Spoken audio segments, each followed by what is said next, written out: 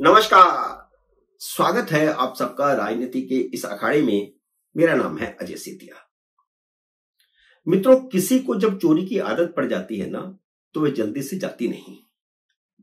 अरविंद केजरीवाल जब से राजनीति में आए हैं, जनता के टैक्स की चोरी कर रहे हैं। ढीली पैंट, ढीली नीले रंग की कमीज और चप्पल पहनकर सादगी का ढोंग रचने वाले अरविंद केजरीवाल ने मुख्यमंत्री बनते ही जनता के पैसे पर ऐशो आराम की जिंदगी जीना शुरू कर दिया था।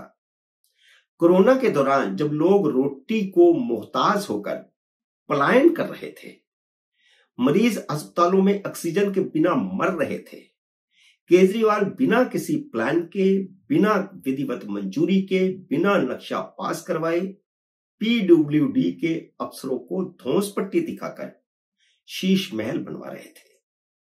और यहां तक कि सुप्रीम कोर्ट की पाबंदी के बावजूद उन्होंने मुख्यमंत्री के उस आवास से वृक्ष भी कटवाए। मुख्यमंत्री को यह अधिकार किसने दिया था कि वह जनता के टैक्स से अपने ऐशो आराम के लिए महल बनवा लें, जिसमें ऐसी ऐसी सुविधाएं हासिल की गई जो देश के किसी मुख्यमंत्री आवास, किसी राजभवन, यहां तक कि राष्ट्रपति भवन, उपराष्ट्रपति भवन और प्रधानमंत्री के आवास में भी उपलब्ध नहीं है। ऐसी ऐसी सुविधाएं अब पीडब्ल्यूडी ने वह सारी सूची जारी कर दी है कि उसमें उन्होंने क्या क्या सामान लगाया था, और यह भी बता दिया है कि क्या क्या सामान अब गायब है।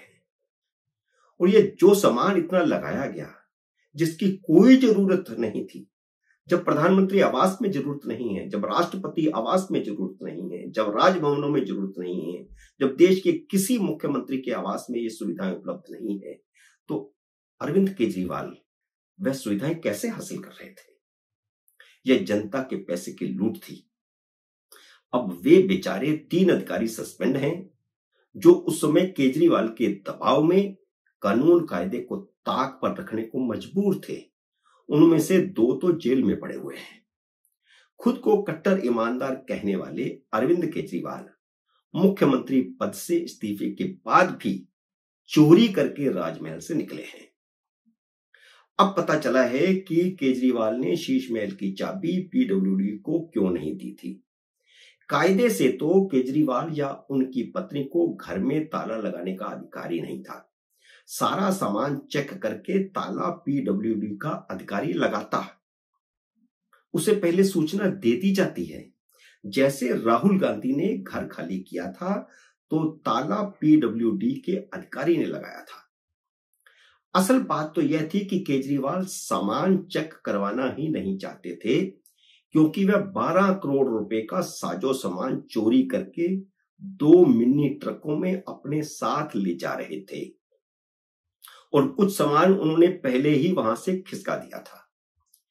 पीडब्ल्यूडी ने खरीदारी किए गए सामान की सूची से मिलान करके लिस्ट जारी कर दी है। 12 लाख रुपए का वह गर्म ठंडा होने वाला कमोड गायब है, जिसकी चर्चा खूब हो रही थी, जिसे उन यूरोपियन देशों के 5 स्टार होटलों में इस्तेमाल किया जाता है जहां टेम्परेचर 0 डिग्री से नीचे रहता है। यह कमोड अपने आप खुलता है, अपने आप बंद होता है, अपने आप फ्लश करता है। केजरीवाल को इस कमोड पर बैठने की आदत पड़ गई थी, तो वह चोरी करके साथ ले गए। हर किसी को धोखा देने वाले अरविंद केजरीवाल की रणनीति शायद आतिशी मार्लेना को चोरी में फंसाने की थी, इसीलिए वह सीधे उसे चाबी सौंप गए। लेकिन पीडब्ल्यूडी ने इन्वेंटरी की जिद करके आतिशी मार्लेना को बाल बाल बचा लिया। यह जो आतिशी धरने दे रही थी, सड़क पर बैठने का नाटक कर रही थी, उसे पता ही नहीं था कि केजरीवाल ने उसी के साथ ही धोखा किया है। उसे बलि का बकरा बनाने की केजरीवाल पूरी तैयारी कर चुके थे। और ये सिर्फ एक कमोड नहीं, इसके अलावा भी लाखों रुपए के पर्दे और कई और साजो सामान गायब है, जिनकी कीमत टोटल 12 करोड़ रुपए के आसपास बताई जा रही है। शीला दीक्षित के सरकारी आवास में लगे 10 एसी अरविंद केजरीवाल को चुभते थे।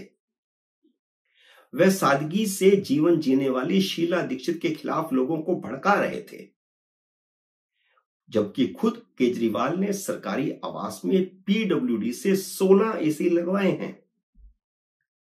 दिल्ली की जनता गर्मियों में पानी के लिए तरसती है, लेकिन अरविंद केजरीवाल के सरकारी आवास के टॉयलेट में भी मिनरल वाटर की सप्लाई है। Mineral water, superior water supply और सैनिटरी इंस्टॉलेशन पर 15 करोड़ रुपए खर्च किए गए। शीश महल में 2.5 लाख रुपए की कॉफी बनाने वाली मशीन लगी है। क्या प्रधानमंत्री आवास में यह है? क्या राष्ट्रपति भवन में यह है?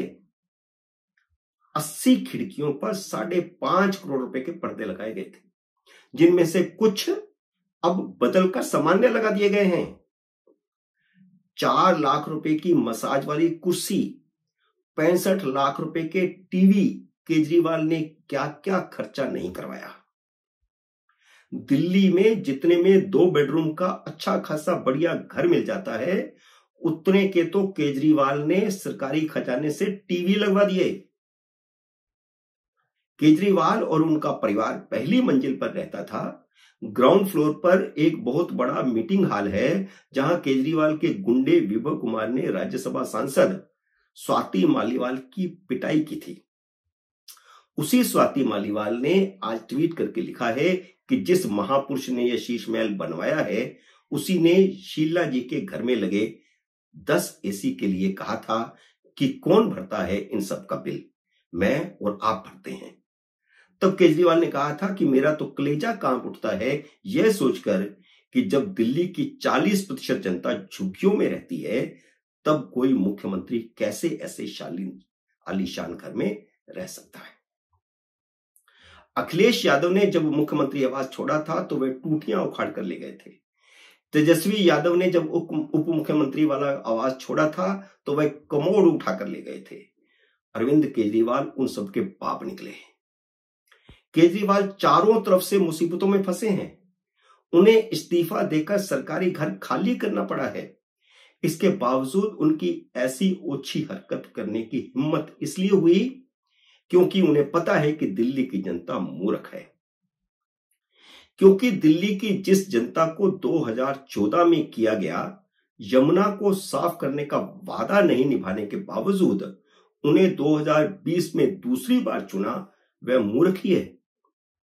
केजरीवाल ने यमुना को साफ करके उसके किनारे पर घूमने और पिकनिक के लिए पार्क बनाने का सपना दिखाया था। यमुना की सफाई के नाम पर आम आदमी पार्टी 7,000 करोड़ रुपए का चूना लगा चुकी है।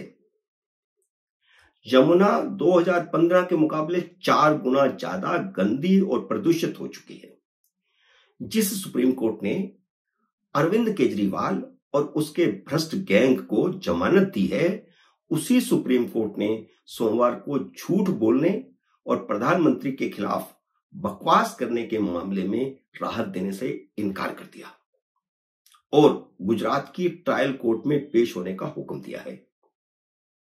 अगर अब भी दिल्ली की जनता केजरीवाल को चुनती है तो उसके बारे में केजरीवाल की धारणा 100% सही है।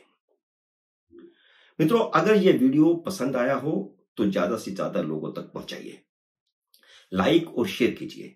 अगर आप मेरे चैनल पर पहली बार आए हैं तो सब्सक्राइब करके मेरे साथ जुड़िए। जल्द ही मिलते हैं अगले वीडियो में किसी अन्य विषय के साथ। तब तक नमस्कार।